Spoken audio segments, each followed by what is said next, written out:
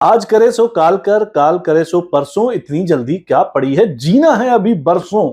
अगर ये नियम आपकी जिंदगी में भी है तो ये कहानी सिर्फ आपके लिए है। नमस्कार, करते रहिए चमत्कार, क्योंकि दुनिया करती है सिर्फ चमत्कार को ही नमस्कार। तो जनाब, ये कहानी है आपके लिए जो कहती है कि जो भी टाल रहे हैं उसे टालिए मत। क्यों? हुआ ये कि एक किसान था, उसका एक बहुत बड़ा खेत था, उसमें कई सारे पेड़ लगे हुए थे। उस पेड़ पर एक चिड़िया का घोंसला था। एक दिन किसान टहलता हुआ आया, उसकी फसल पक चुकी थी और उसने बातचीत की किसी के साथ और कहा कि कल यार मैं अपने दोनों बेटों को बोलता हूं कि वो आए और इसकी कटाई करें।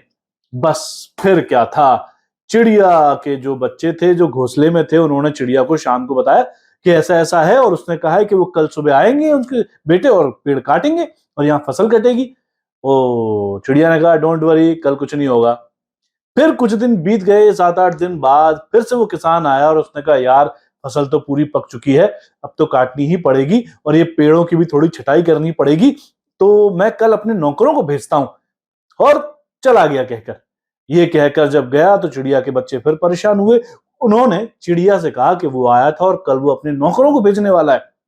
चिड़िया ने कहा डोंट वरी, कुछ नहीं होगा। एक दिन फिर 7-8 दिन के बाद किसान आया और किसान ने कहा यार बहुत देर हो चुकी है, अब कल मैं ही आता हूं और फसल कटवाता हूं, खुद खड़े होकर, और पेड़ों की छटाई कराता हूं।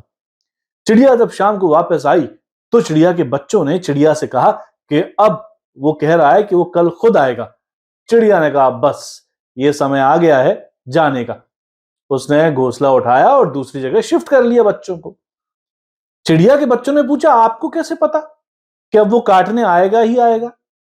तो चिड़िया ने कहा कि मैं देख रही हूं कई वर्षों से कि ये व्यक्ति कोई भी काम 2-3 बार टाले बिना नहीं करता, और जब ये कहता है कि ये काम मैं खुद करूंगा तब ही करता है, दूसरों के भरोसे नहीं कर पाता। यानी यानी